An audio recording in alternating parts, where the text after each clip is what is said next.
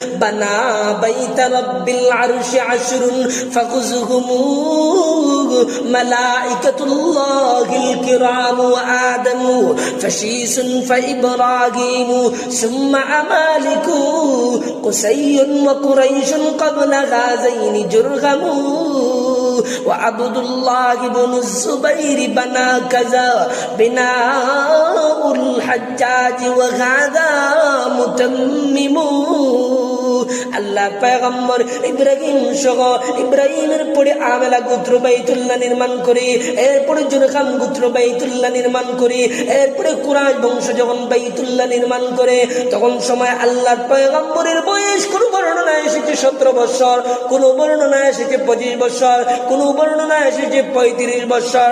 তখন সময় বাইতুল্লাহ নির্মাণে আল্লাহর পয়গম্বর বিশ্ব নবী নিজেও অংশগ্রহণ করেন।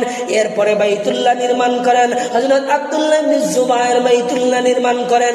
এরপরে আব্দুল্লাহ ইবনে জুবায়েরকে জালিম বাদশা হাজ্জাজ ইবনে ইউসুফ হত্যা করার পরে হাজ্জাজ ইবনে ইউসুফ বাইতুল্লাহ নির্মাণ করে।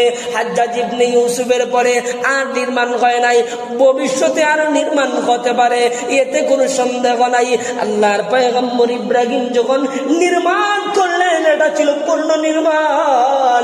যখন নির্মাণ করবেন তখন উঁচু দেওয়াল যখন উঁচু উঠবে, আল্লাহর পয়গম্বর ইব্রাহিমকে আল্লাহ একটা পাথর দিলেন, যেই পাথরের নাম হলো মাকামে ইব্রাহিম।